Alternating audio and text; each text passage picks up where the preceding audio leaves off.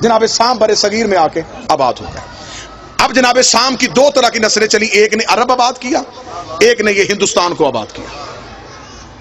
سب سے زیادہ ان تینوں نسلوں میں سے جو سب سے زیادہ نبی آئے وہ جناب سام کی نسل میں سے آئے۔ کم از کم تاریخ نے تعداد لکھی ہے 4000 نبی جناب سام کی نسل میں سے۔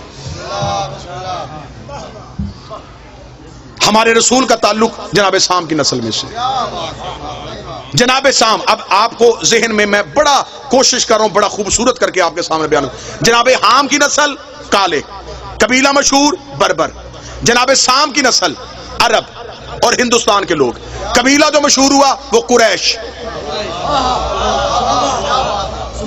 با عزت، با عظمت، با کردار، عبادت، تقوی، پرہیزگاری کی بنیاد پہ جو سب سے افضل ہے وہ جناب سام کی نسل میں سے یہ سلسلہ قریش چلا، جس میں سے سارے انبیاء آئے۔ بور تو نہیں ہو گیا آپ اس بات میں؟ اس سے آگے جناب یافس، بسم اللہ سرکار، اس سے آگے جناب یافس۔ جناب یافس نے آ کے جتنا بھی ہمارا یورپ ہے، آذربائیجان، ترکمانستان، اٹلی، یورپ، اس سارے کو آ کے جناب یافس کے بیٹوں نے آباد کیا۔ یہاں پہ سلسلہ چلا جناب یافس کا۔ جتنے بھی کیسر تھے، ایک بات ہمیشہ یاد رکھیے گا، اکثر ہمارے لوگ ایک بہت بڑی غلط فہمی میں ہیں، اور 98% لوگ اس غلط فہمی میں، وہ سمجھتے ہیں کہ فرعون نام تھا، وہ یہ سمجھتے ہیں کہ کیسر نام ہوتا ہے، کسرا نام ہوتا ہے۔ نہیں، جتنے بھی مصر کے بادشاہ ہوتے تھے ان سب کو فرعون کہا جاتا تھا، جتنے روم کے بادشاہ ہوتے تھے ان سب کو کیسر کہا جاتا تھا، جتنے ایران کے بادشاہ ہوتے تھے ان سب کو کسرا کہا جاتا تھا، اور جتنے عرب کے بادشاہ ہوتے تھے انہیں سردار کہا جاتا تھا۔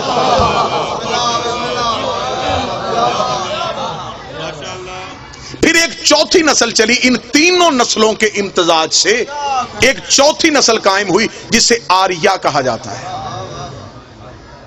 اگر آپ نوجوان جائیں گے انٹرنیٹ پہ، آپ جا کے سرچ کریں گے تو مہابھارت برہمن جو ہندو مذہب میں ہے، جو ہندو مذہب کا سب سے برگزیدہ خاندان ہے، اس کا تعلق بھی آریہ نسل کے ساتھ ہے۔ یہ 4 نسلیں آباد ہو گئی، حام، سام اور پھر آریائی نسل۔ جناب یافس کو چھوڑ کے حام، سام اور آریہ۔ جناب یافس پہ پھر گفتگو، کل کی گفتگو پہ میں جناب یافس پہ بول دوں گا۔ اب ہمارے جو 5 امام ہیں ان کی مائیں سامی النسل ہیں۔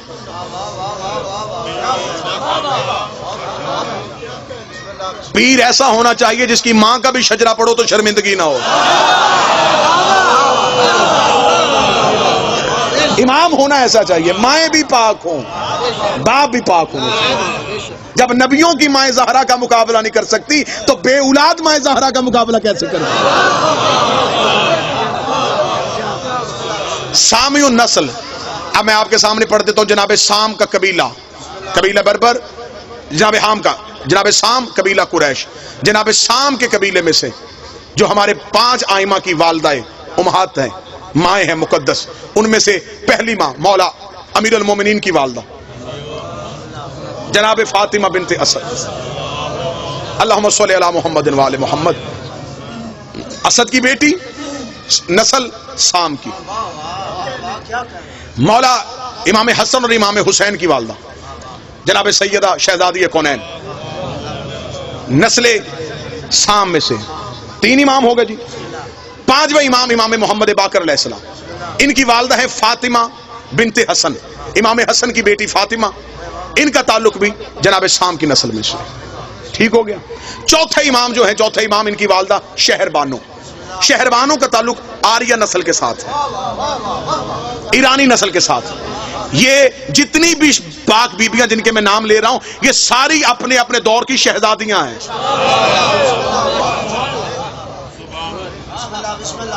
5 امام جن کی مائیں سامی النسل میں سے ہیں، 3 امام وہ ہیں جن کی مائیں حامی النسل میں سے ہیں۔ جناب امام موسیٰ کاظم علیہ السلام، اللہم صلی علی محمد و آل محمد، ان کی والدہ حمیدہ خاتون۔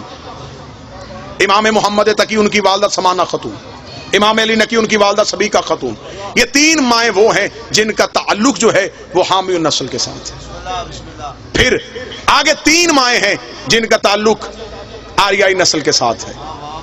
جناب شہر بانو، امام زین العابدین کی والدہ، امام حسن عسکری کی والدہ حدیثہ خاتون، ان کا تعلق بھی آریائی نسل کے ساتھ ہے. جناب شہروانوں نشیروان عادل اس کا بیٹا کبیر تھا، اس کا بیٹا پھر آگے جا کے خسرو پرویز کا بیٹا یزگرد کی بیٹی ہے جناب شہربانو.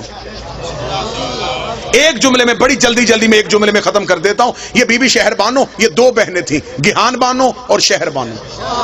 دوسری خلافت کے دور میں انہوں نے، کیونکہ ایران بہت بڑی سلطنت تھی، دوسرے خلیفہ نے ایران پہ قبضہ کرنے کے لیے فوجیں بھیج دی. فوجوں کی چڑھائی ہو گئی اور بہت لمبی جنگ شروع ہو گئی ایرانیوں کے ساتھ. وہاں پہ تیسری خلافت کا دور ختم ہو رہا تھا جب یہ جنگ جیت کے وہاں سے قیدیوں کو قید کر کے پہنچے. جب یہ مدینے پہنچے ہیں تو اس وقت تخت میں امیر المومنین بیٹھ چکے تھے. انہوں نے لا کے قیدی مولا امیر کے دربار میں پیش کر دیے. مولا امیر المومنین کے دربار میں جب قیدیوں کو پیش کیا تو اس میں یہ دو بیویاں بھی تھیں، جناب شہربانو بھی تھی اور جناب گیہان بانو بھی تھی. امام علی نے فرمایا فوراً ان بیویوں کو آزاد کرو، شریف کی بیٹیوں کو یوں قید کر کے نہیں لاتے.